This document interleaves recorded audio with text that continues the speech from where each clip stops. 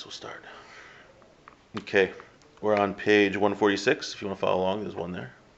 Also, Simon Samech Tes 69 in the Simonim.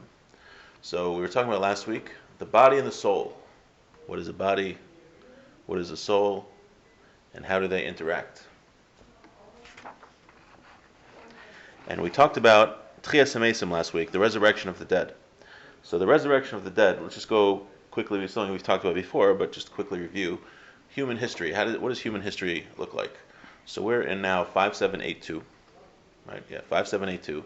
The world as we know it now is going to exist for 6,000 years. So we have about 218 years left. Is that correct? The math right? Well, maximum. What? Maximum, right. Before the year 6000, Mashiach comes. Now, what happens when Mashiach comes is that welcome. When Mashiach comes, is that the world will recognize that Hashem is one. Right. And everyone will realize, God's the one who's really in control.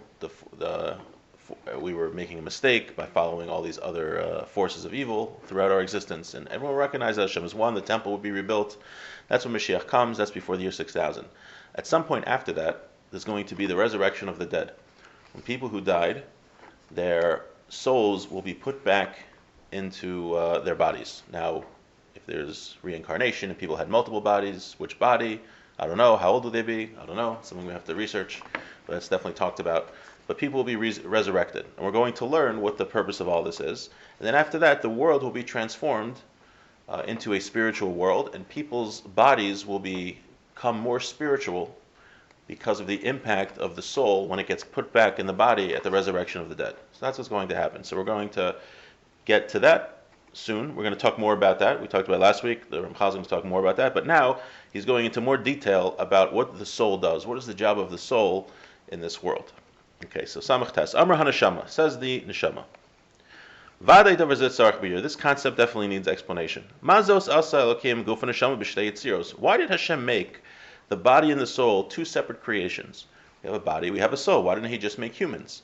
And we find that it's really human beings are the only one who have this dichotomy in them. You have animals. Animals have a soul, but it's an animalistic soul. They have what's called a nefesh.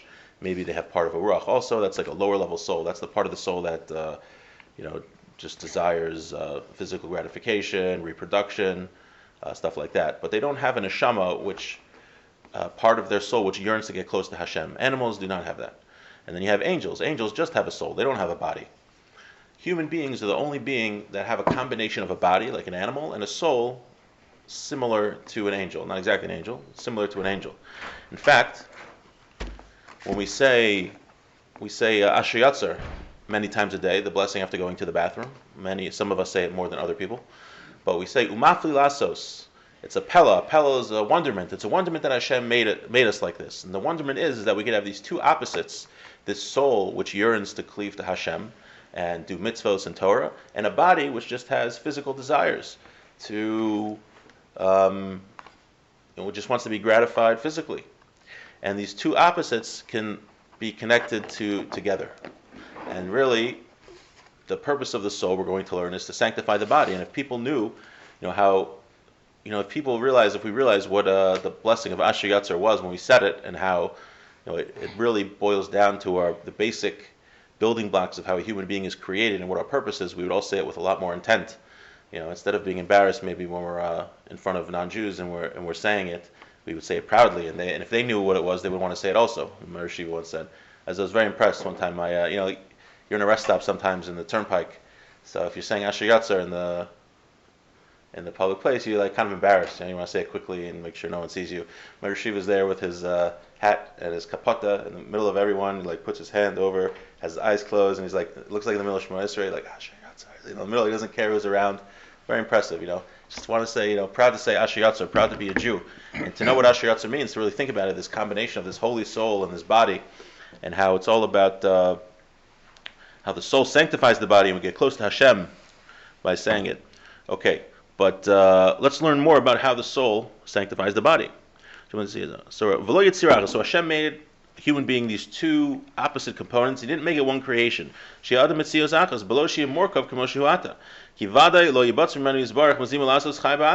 have made a human being just like one, one form, but he made it two, body and a soul. The neshama says, I feel like when I understand the reason why Hashem did this, I feel like when I understand why God made human beings two components, a body and a soul, it'll be an opening for me to understand many other things and many details. Amar seichel, says the intellect. Hakavana halyona halo shemata kfar. The intent of the one above, you've already heard. Hayosa ach laheitiv al adam. The purpose of God's creating the world is to do good to man. Hashem created the world so that He could give goodness to mankind. Liskos b'ma'asav b'ma sheyitakin atzmo v'yashlam b'riyaso. That human beings, they should merit through their own deeds, that they can rectify themselves and complete creation. They can make creation complete. Varikan inyan hachisaron v'hashlemus. And this is the topic which we've mentioned, the idea of chisaron and shlemus, of lacking and completeness. Shezacharna lamala. We said above that the world right now, as it exists, has lacking in it, has deficiencies, has evil in it, and through man's efforts, the world will be complete and get rid of those deficiencies. Hashem made the body dark and thick, and the body itself, because of this lowly stature of the body independently is not fit to see Hashem. A person can only go to the gate of the king after he prepares himself and he's complete. All the more in a fortiori argument from what we learn from the kingship of the earth, right? If you're going to go in to see the president, no matter which president it is, no matter your political affiliations, you'd still spend time. You would shave, you would get a nice suit, you would want to look presentable before the king.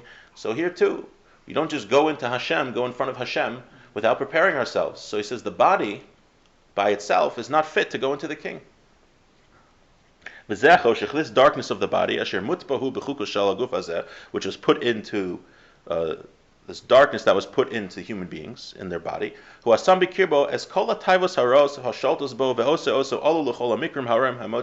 is the source of all of the taivas, the base desires that a person has to do evil, and it makes us very prone to do evil because of all the desires in the body. That's in the physical body. V'zoshenis. Now, there's a second part of man. So we're seeing so far the first part we discussed is the body. The body independently is not fit to go into Hashem, and that's the source of all of the desires, evil desires that a person have. It makes him very prone to doing evil. V'zoshenis. Now, the second part of human, Asa haneshama hatahera. God made a pure soul. That was fashioned from the bottom of Hashem's throne. When Hashem breathed into the body, this soul, in order to purify it and to sanctify it. And this is what we have to understand. The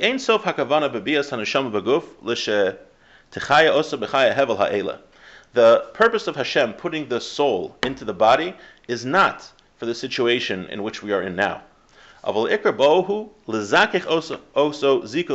purpose of putting the soul into the body is that it should purify the body. That it should elevate the body from where it is now until a higher level. In order to be like the angels. We find this by Moses. That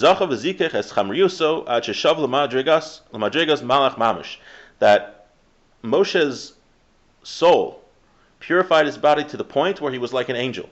And the whole Jewish people saw that there were horns of light coming from Moses. What are these horns of light that came out of Moses that the Jewish people saw? This was to signify that he was on such a high level that his soul purified his body until he was like an angel.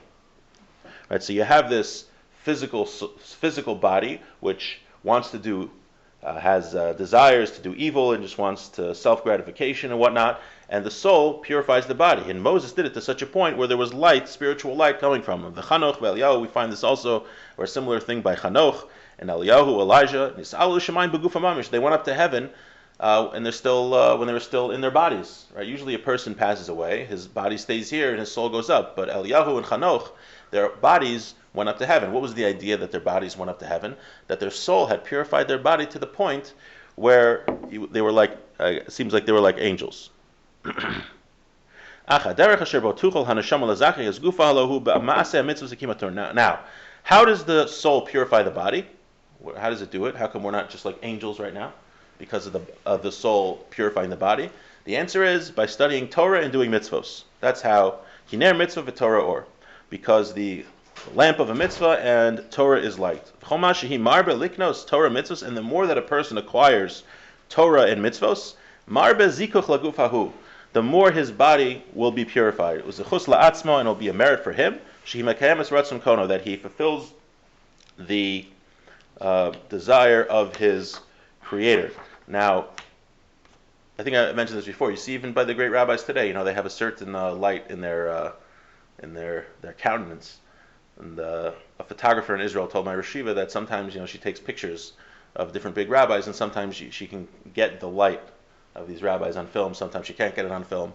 But you see like a Jewish kid also. My Rashiva used to say, like very studying Torah and doing mitzvahs, like kids in Lakewood or kids on Yeshiva Lane in Baltimore. There's like a purity about them. There's some like you can't really explain it on a physical level. The light that's coming through them.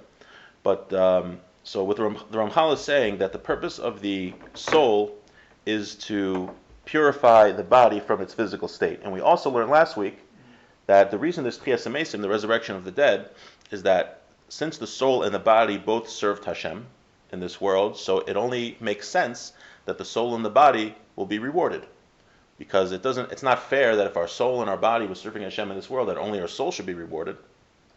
So Tchias HaMesim, resurrection of the dead, our soul and our body will be rewarded. Now, I guess next week we'll talk about now why doesn't the soul, as it is now, why doesn't it just automatically purify the body? If the soul is such a holy thing, how come when Hashem doesn't put a soul in a person, when the person is born, how come the soul just doesn't automatically purify the body and he becomes like an angel? So that is something we will discuss next week. The end.